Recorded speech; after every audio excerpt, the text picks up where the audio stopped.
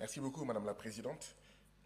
Monsieur le Président de la Commission de la CEDEAO, chers collègues, bonjour. Monsieur le Président, depuis quelques jours ici, nous écoutons les rapports des différents pays. Tous les pays disent qu'ils ont des problèmes de santé. Tous les pays disent qu'ils n'arrivent pas à nourrir leur population. Tous les pays disent qu'ils ont des problèmes d'école. Tous les pays, même là où il y a les djihadistes des États-Unis, même là où il y a l'armée française, disent qu'ils ont des problèmes de sécurité. Je n'entends pas dans le rapport des réponses à ces problèmes. Je n'entends pas dans ce rapport une prise en charge de ces problèmes, Monsieur le Président de la Commission de la CEDEAO. Monsieur le Président de la Commission, c'est hier, dans la journée, il y a moins de 24 heures, que nous avons reçu votre rapport de plus de 80 pages. Vous comprendrez qu'il y ait eu, dans un premier temps, 16 inscrits. Vous voyez, il y a 36 présents sur le total des députés de la CEDEAO. La CEDEAO n'est plus attrayante, même pour ses membres, même pour ses députés. Monsieur le Président, je voudrais savoir, est-ce que ce sont les services du Parlement ou vos services qui ont fait que c'est à moins de 24 heures que nous avons reçu ce rapport? Parce que si nous voulons bien travailler, ce ne sont pas de bonnes conditions pour que les députés puissent prendre connaissance de ce rapport et puissent contribuer du mieux qu'ils peuvent, d'accord, aux politiques en fait communautaires. Monsieur le Président, vous avez dit qu'un peu plus de 85%, que les recettes des prélèvements communautaires financent un peu plus de 85% du budget de la CEDEAO. D'où viennent les 15%? D'où viennent les 15 autres pourcents?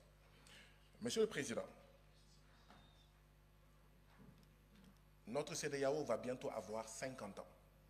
Ce sera l'année prochaine, un demi-siècle.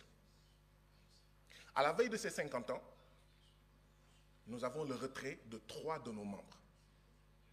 Voilà le bilan de la CEDEAO. Nous nous attendons à avoir un discours d'électrochoc, mais pas un discours qui nous fait rester dans notre sommeil.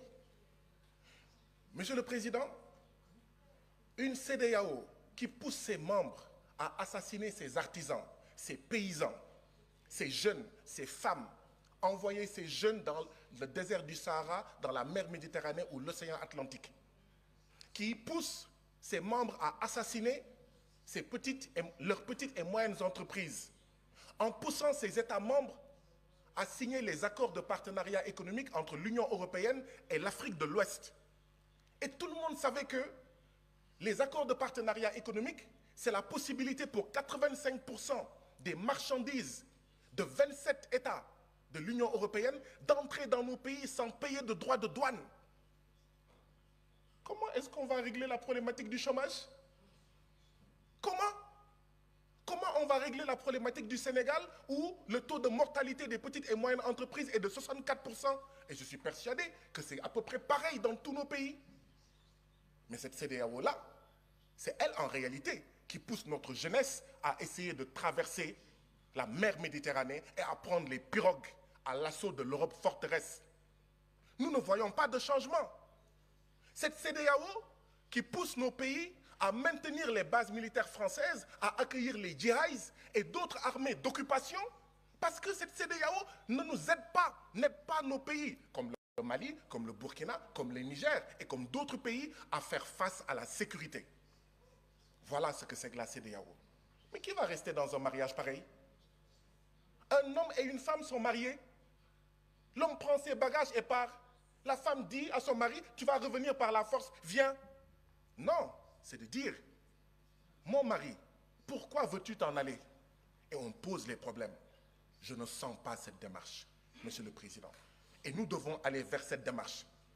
Refondation ou mort de la CEDEAO. Voilà où on en est aujourd'hui. Transformation structurelle ou mort de la CEDEAO.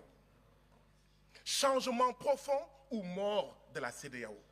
Voilà où nous en sommes, Monsieur le Président. Si on ne fait pas ça, la jeunesse de l'Afrique de l'Ouest, dans les villages, dans les quartiers, ne veut plus de ça. dit que cette CEDEAO est une CEDEAO des chefs d'État et non des peuples. Et ça ne sert à rien de dire non, non, non, non, non, non, non. Il faut changer par les actes. Que cette CEDEAO soit une CEDEAO des peuples, que ça soit attrayant. Madame la Présidente, j'aurais suggéré qu'il y ait un minuteur. Dans nos différents parlements nationaux, il y a un minuteur, d'accord, qui montre... Votre temps de parole est épuisé. Pourquoi? Pourquoi? Pourquoi? La CEDEAO qui est censée être... Honorable Baba Sall, Honorable Baba Sall, vous avez la parole.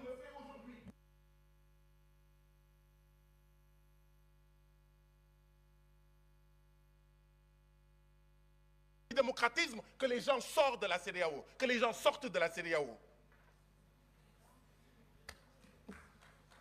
Honorable Baba Sall.